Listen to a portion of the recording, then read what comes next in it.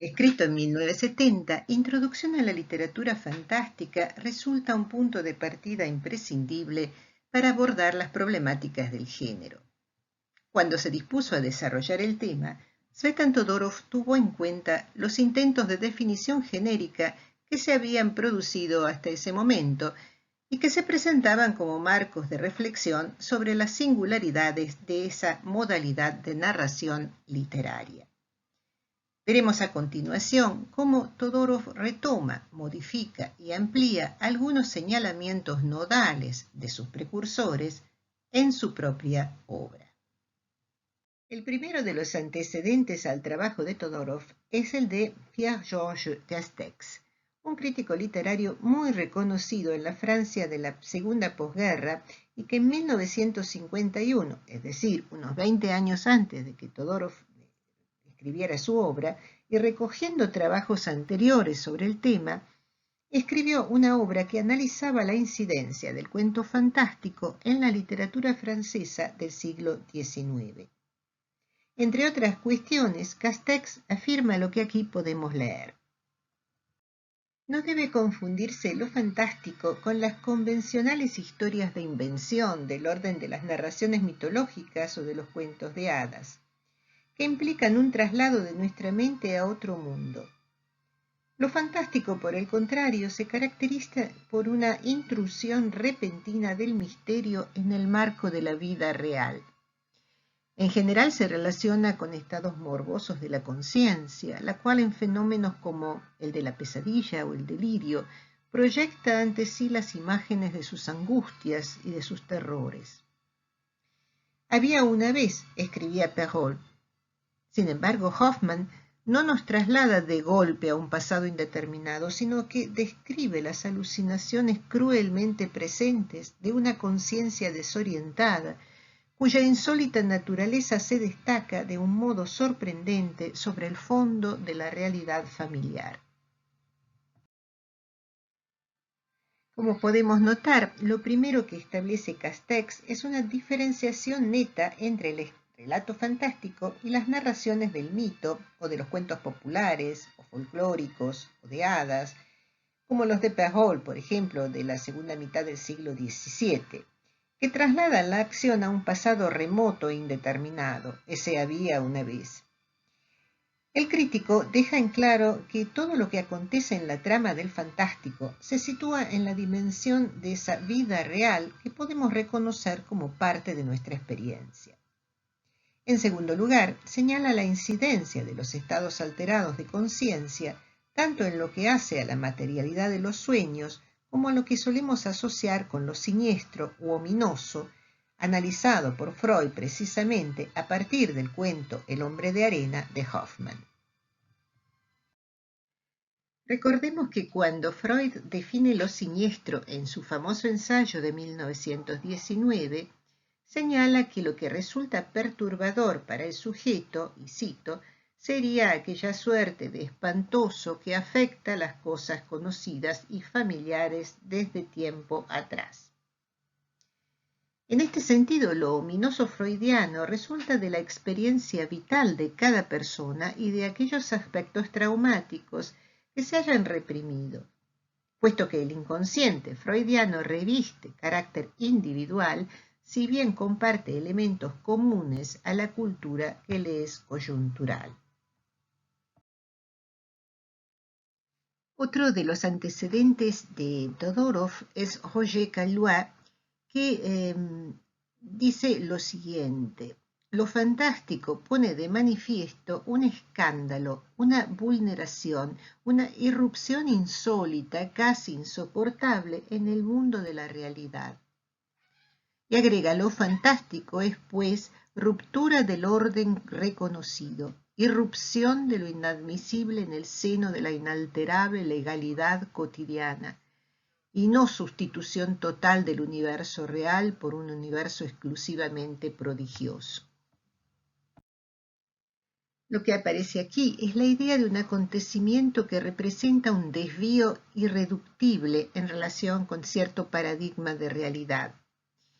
Lo narrado se presentaría imposible de asumir incluso a partir de la explicación que pueda brindarse al respecto, aunque tampoco resulta reducible a lo maravilloso, es decir, el clásico relato realista que se impone en el siglo XIX, según Caillois, establece una modalidad narrativa ante la cual lo extraño, lo maravilloso y lo fantástico se presentan como manifestaciones de lo incongruente y de lo irracional, o incluso como la injerencia de lo sobrenatural que sería inexplicable de acuerdo con los parámetros realistas. Caillois añade lo siguiente: lo fantástico significa violación de una regularidad inmutable. El procedimiento esencial de lo fantástico es la aparición, aquello que no puede acaecer y que sin embargo sucede en un momento, en un instante determinado, en el corazón de un universo perfectamente determinado y conocido, de que se creía que el misterio estaba definitivamente desterrado. Todo parece como hoy y como ayer, tranquilo, banal, sin nada insólito, y es de aquí que poco a poco se insinúa o que súbitamente se manifiesta lo inadmisible. Veamos cómo Caillois insiste en que lo fantástico se manifiesta inesperadamente en un contexto en que debe ser necesariamente familiar. Necesita de un marco realista para producirse. Solo un relato que despliega un escenario acorde al paradigma de realidad consensuado, con sus ambientaciones reconocibles y cotidianas, podría admitir la intrusión de lo inquietante, eso que no debería estar ahí y que por lo tanto genera confusión y desconcierto. El escritor que opta por el modo fantástico deberá entonces siempre construir ese fondo realista, reconocible por parte de los lectores, antes de introducir el elemento disruptivo que emerge entonces oponiéndose a sus expectativas. Reafirmando lo dicho por Caillois, Vaux, otro de los antecedentes de Todorov, decía lo siguiente: para imponerse, lo fantástico no solo tiene que irrumpir en lo real, también es necesario que lo real le tienda los brazos, consienta su seducción. Lo fantástico, decía, se complace en presentarnos, a nosotros que habitamos el mundo real en que nos encontramos, personas como nosotros, colocadas repentinamente ante lo inexplicable. Y aquí Vaux da un pasito más. No solo la ambientación debe parecernos cotidiana, también los personajes deben tener características comunes. No poseen rasgos heroicos ni extraordinarios. Podemos reconocernos fácilmente en ellos. El crítico italiano Remo Ceserani, al desarrollar una historia de la noción de lo fantástico en literatura, considera la importancia de la inserción de Todorov y comenta lo siguiente: a la definición de Todorov de 1970 hay que reconocerle al menos dos méritos. El primero, el de su gran claridad que roza casi la abstracción. El segundo, el de haber estado en su momento en el centro de un debate amplio y muy candente. Haber demostrado, pese a todo ello, su capacidad para resistir en su esencia a las muchas críticas recibidas y mantener todavía hoy su notable utilidad hermenéutica. La propuesta de Todorov es más que conocida y, como dice Ceserani, es aún hoy una herramienta útil en el campo de la docencia cuando se pretende sistematizar tipos de narraciones.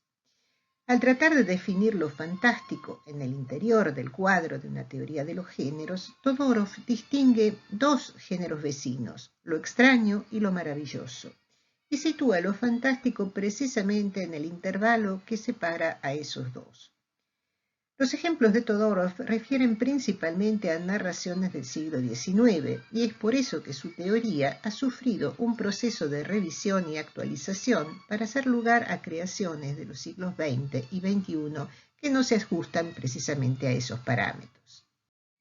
En efecto, para distinguir lo extraño de lo maravilloso, Todorov menciona, respecto del primer término, las novelas góticas inglesas de fines del siglo XVIII y principio del XIX, como es el caso de Los misterios de Udolfo de 1790 de Anne Radcliffe.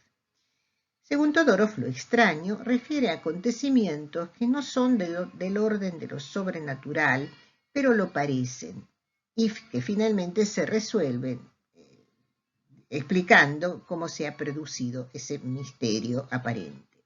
En Radcliffe, una presencia aterradora cubierta por un velo negro acecha a la protagonista, pero al final sabremos que no ha sido otra cosa que algo orquestado para causarle temor, que tras el velo no hay nada más que una estatua de cera. En el caso de lo maravilloso, por el contrario, los eventos extraños que se producen no son explicados y personajes y lectores tendrán que atribuirlos a la incidencia de lo sobrenatural que marca entonces los destinos de los protagonistas, interviniendo en la historia e imponiendo su ley. Tal es el caso del Castillo de Otranto, de Horace Walpole, donde se desprenden las piezas de una enorme estatua que cobra vida y destruye el linaje de los que habitan la propiedad para que otros, considerados de mayor legitimidad y valores morales, la ocupen. Todorov establece una suerte de gradación de lo extraño a lo maravilloso, entre los cuales se instalaría lo fantástico, e insiste al hacerlo en que las categorías no son estancas.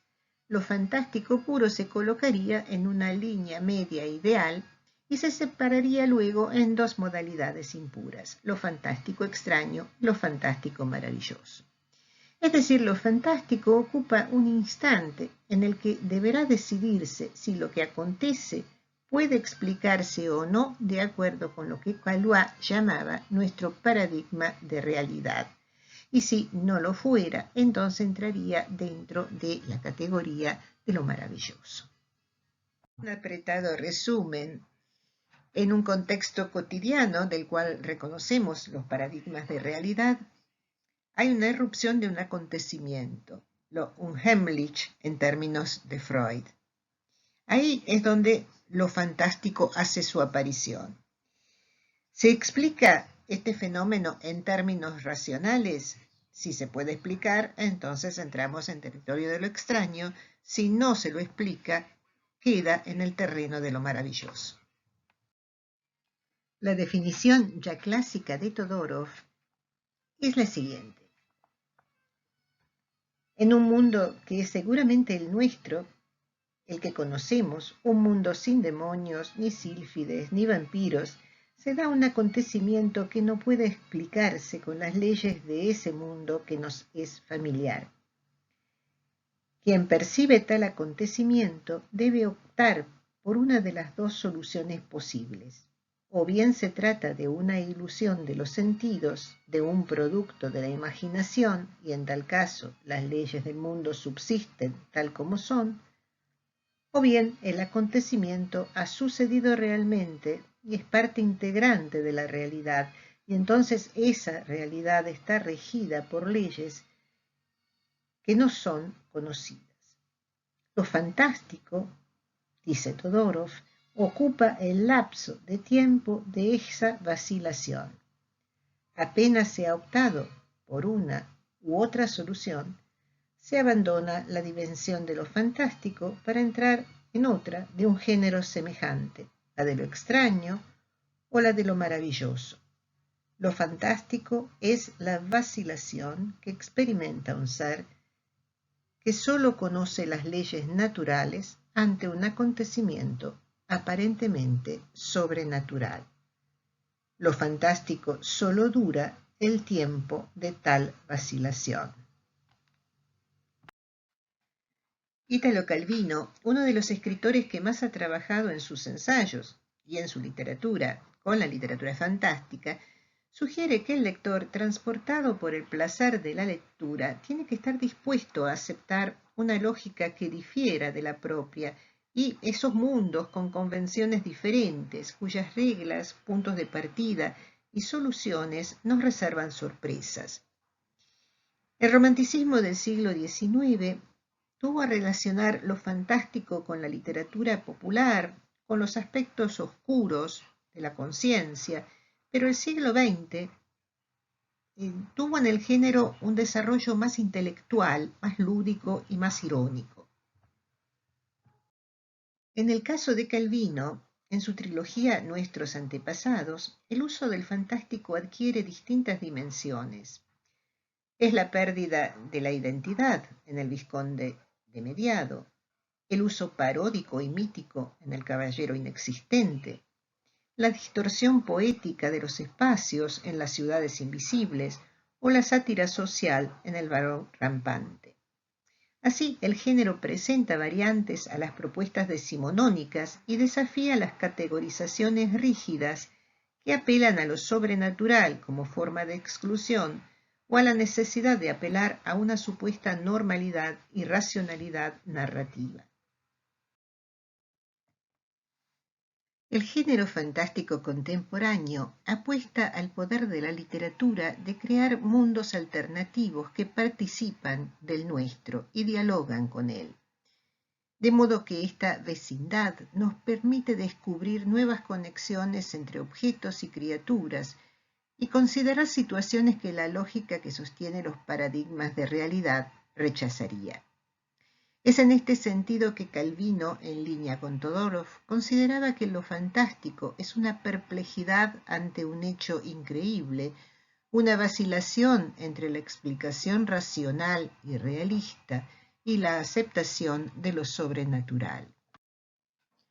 Según él, la modernidad de lo fantástico radica en que los relatos creados bajo esta modalidad apelan a la vez a una interioridad que es individual y a una simbología que es colectiva. A nuestra sensibilidad de hoy, señalaba con un acento freudiano, el elemento sobrenatural se presenta como una emergencia del inconsciente, de lo reprimido, de lo olvidado, de aquello que ha sido alejado por nuestra atención racional. En estos términos, lo sobrenatural ya no sería un poder externo al sujeto, sino algo que alberga en su inconsciente y aflora a la conciencia confrontándonos con nuestros miedos y deseos y mostrándose la mayoría de las veces excesivo, caótico y resistente a las normas de la cultura de la que somos parte. Afirmaba Calvino lo siguiente: notamos que lo fantástico dice cosas que nos tocan de cerca, aunque estemos menos dispuestos que los lectores del siglo pasado a dejarnos sorprender por apariciones y fantasmagorías o nos inclinemos a gustarlas de otro modo. Su tema es la relación entre la realidad del mundo que habitamos y conocemos a través de la percepción y la realidad del mundo del pensamiento que habita en nosotros y nos dirige. El problema de la realidad de lo que se ve es la esencia de la literatura fantástica, cuyos mejores efectos residen en la oscilación de niveles de realidad inconciliables. En un artículo de 1990, publicado con el título ¿Qué es lo neofantástico?, Jaime Azlarraqui, preocupado por el abordaje de obras literarias escritas a lo largo del siglo XX y con diferentes estilos y propósitos, se preguntaba lo siguiente: ¿cómo definir algunas narraciones de Kafka, Borges o Cortázar de indiscutible relieve fantástico, pero que prescinden de los genios del cuento maravilloso, del horror del relato fantástico o de la tecnología de la ciencia ficción? Por supuesto, dice Azlarraqui, que no se trata de una mera taxonomía. Se trata de una comprensión más a fondo de sus propósitos y alcances. Se trata de fijar una visión que justifique su funcionamiento. Se trata, en resumen, de establecer una poética de este tipo de relatos que nos impresiona como fantástico, ya que no hay hombres que se conviertan en insectos o axolotls o que sean inmortales, pero que difiere radicalmente del cuento fantástico tal como lo concibe y practica el siglo XIX. Lo neofantástico sería un término que intenta dar cuenta entonces de una continuidad de esa modalidad narrativa que pretende conmover de la manera en la que nos relacionamos habitualmente con nuestro mundo, adaptándonos a sistematizaciones y jerarquías y modos de ver y comprender. Claramente una definición última no sería factible, puesto que en cada autor la transgresión se expresa de manera diferente. Si pudiera definir lo fantástico, nunca hubiera escrito cuentos, declaró Cortázar. Sin embargo, el autor tuvo algunos pronunciamientos al respecto, que veremos a continuación. Historizando algo el modo en que él mismo se insertó en esta modalidad narrativa, Cortázar, principios de la década de 1960, en una entrevista decía lo siguiente: lo fantástico puro, lo fantástico que ha dado los mejores cuentos, está raramente centrado en la alegría, el humor, las cosas positivas. Lo fantástico es negativo, se aproxima siempre a lo horrible y a lo espantoso. Eso es lo que nos ha dado la novela gótica con sus cadenas y sus fantasmas, etc. Y eso es lo que nos ha dado después Edgar Allan Poe, el verdadero inventor del cuento fantástico moderno, también siempre terrible. Nunca he llegado a comprender por qué lo fantástico está centrado en el costado nocturno del hombre y no en su lado diurno. Volviendo sobre los aspectos oscuros que se manifiestan en lo fantástico, en una entrevista que le hiciera la activista escritora mexicana Margarita García Flores, Cortázar declararía lo siguiente: nuestra realidad esconde una segunda realidad, una realidad maravillosa que no es ni misteriosa ni teológica, sino por el contrario profundamente humana. Se trata de una realidad que desgraciadamente, a causa de una larga serie de equívocos, ha permanecido escondida bajo otra prefabricada por muchos siglos de cultura, una cultura que puede enorgullecerse de muchos grandes hallazgos, pero que tiene también oscuras aberraciones, hondas distorsiones que esconder. Aquí Cortázar también está aludiendo a lo reprimido por la cultura, terrores y deseos que las narraciones hacen asomar como el costado oculto de lo que se manifiesta o actúa en la sociedad. Resumiendo las posiciones anteriores, en 1970 y en una revista publicada en La Habana, declaraba lo siguiente: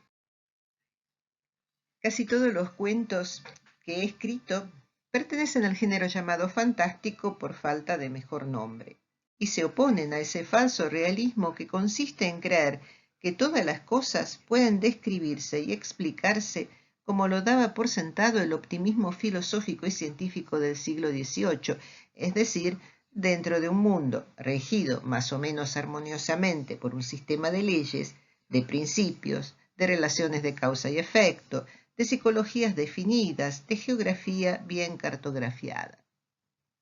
En mi caso, la sospecha de otro orden más secreto y menos comunicable, y el fecundo descubrimiento de Alfred Jarry, para quien el verdadero estudio de la realidad no residía en las leyes, sino en las excepciones a esas leyes, han sido algunos de los principios orientadores de mi búsqueda personal de una literatura al margen de todo realismo demasiado ingenuo. Para Cortázar, como para los surrealistas, un autor insoslayable fue el francés Alfred Jarry, que a fines del siglo XIX creó ese personaje absurdo, monstruoso y terrible que fue el Ubu Rey. Pero también sostuvo en su novela Gestas y opiniones del doctor Faustrol, patafísico, esto mismo que recoge Cortázar en la última cita, y que el surrealismo había convertido en su bandera.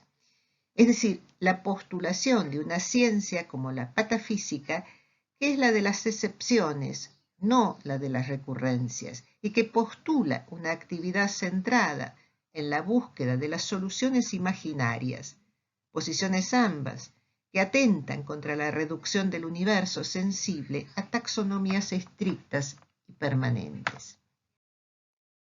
En otro video volveré sobre algunos de los puntos mencionados en esta entrega y trataré más específicamente las características de lo que conocemos como género gótico y de las categorías de lo raro y de lo espeluznante que por lo general se reservan a los relatos de terror. Para concluir, dejo en esta diapositiva los rasgos formales y de contenido que Remo Cesarani indica para lo fantástico. Veamos los procedimientos retóricos. Hay, dice Cesarani, un énfasis en los procedimientos narrativos.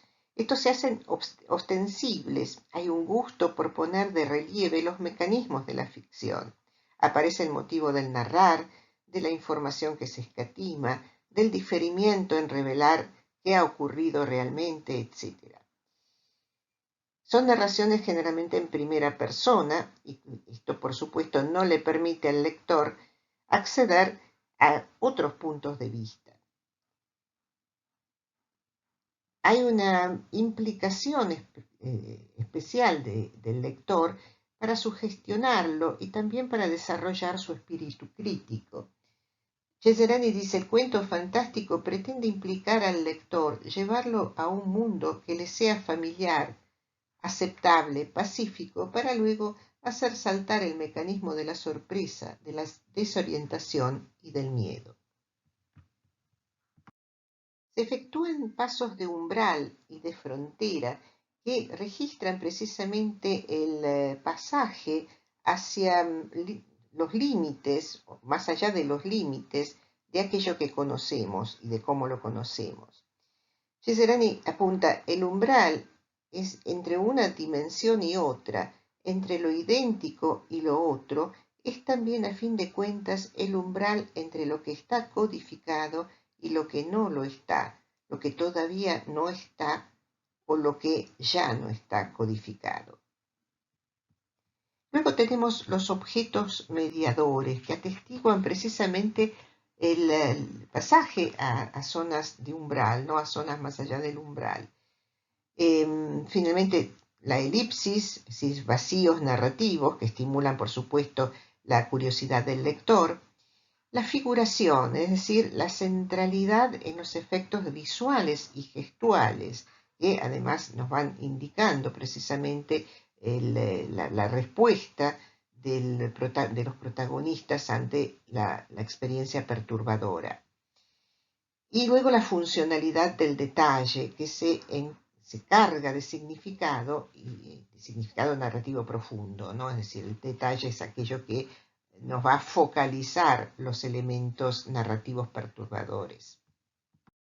En lo que se refiere a los temas recurrentes, por supuesto está la oscuridad, la noche, el mundo tenebroso e inferior, la vida de los muertos y de los antepasados, ¿no? Que produce precisamente estas presencias fantasmagóricas, el temor a ser asediado por lo que ya se pensaba concluido y cerrado. La personalidad y las experiencias del individuo, en este sentido, todos estos relatos son relatos de la modernidad y por tanto, digamos, el énfasis en la individualidad, en el individuo está en un primer plano.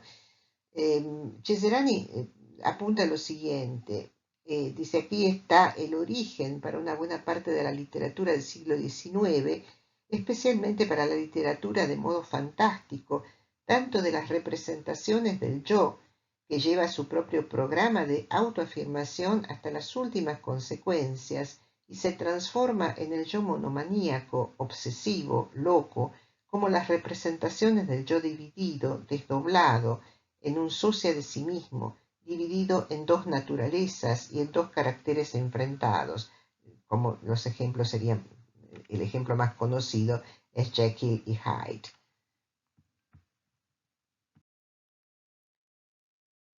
La tematización de la locura, de aquello que enajena al individuo y que por lo tanto también transforma la experiencia que se transmite al lector. El tema del doble, como vimos, como escisión de la personalidad. La presencia de lo ajeno, de lo monstruoso, de lo incognoscible.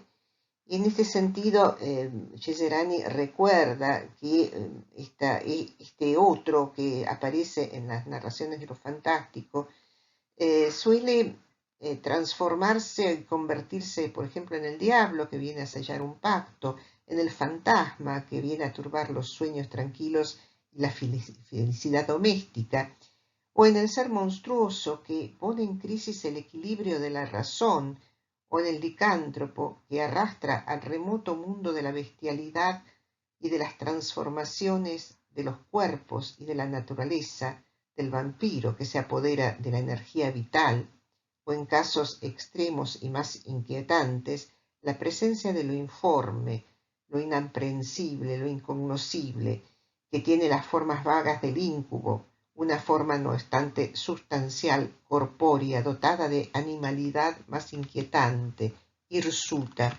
repugnante. Todas estas son las figuraciones de la otredad en el cuento de lo fantástico, pero finalmente, como veremos, también es el terreno más apropiado para lo gótico.